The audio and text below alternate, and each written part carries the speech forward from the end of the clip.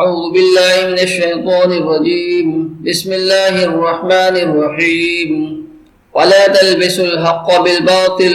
وتكتموا الحق وأنتم تعلمون وأقيموا الصلاة وآتوا الزكاة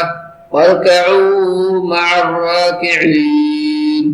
صدق اللہ العظیم۔ اور حق و باطل کے ساتھ خلط نہ کرو اور نہ حق چھپاؤ،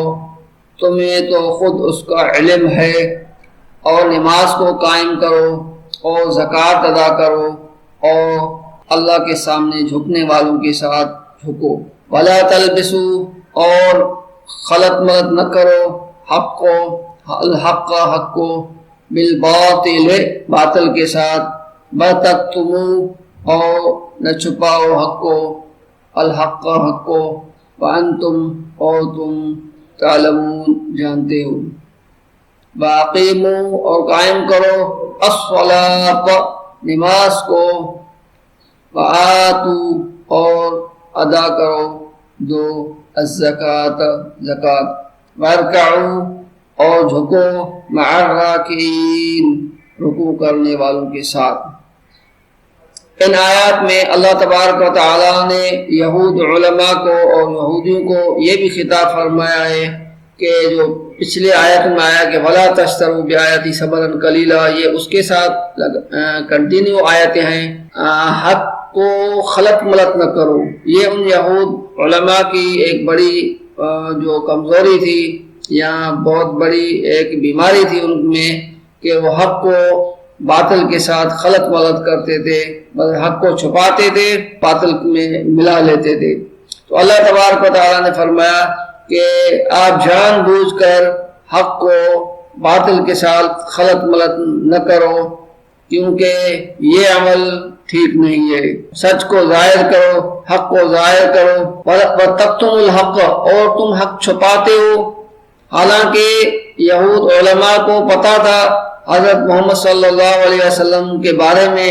کیونکہ توریت انجیل میں یہ لکھا ہوا تھا حضرت محمد صلی اللہ علیہ وسلم آخری نبی ہیں اور وہ دنیا میں ظہور پذیر ہوں گے۔ جب ظاہر پذیر ہوئے تو اس وقت انہوں نے ان آیاتوں کو چھپایا، ایسے آیاتوں پہ ہاتھ رکھ کر پھر وہ پڑھا کرتے تھے، آیاتوں کو چھپاتے تھے،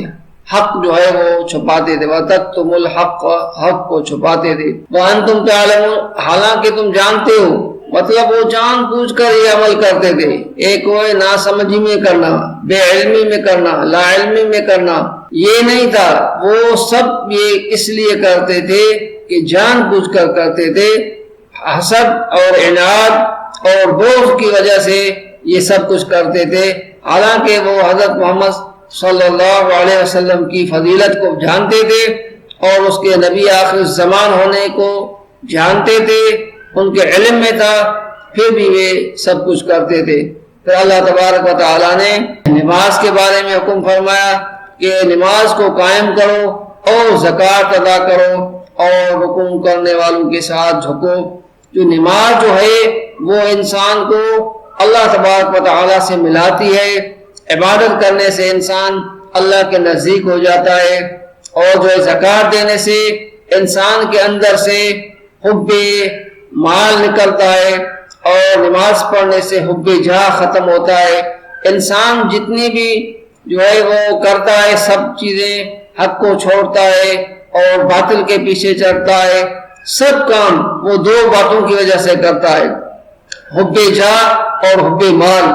جب انسان کے اندر حب جاہ نہیں ہوگا اور حب مال نہیں ہوگی تو پھر انسان حق کے راستے کو آسانی سے پکڑ سکتا ہے۔ تو اللہ تبارک و تعالیٰ نے فرمایا کہ نماز کرنے سے، نماز کو قائم کرنے سے حب جاہ تمہارے اندر سے ختم ہوگا،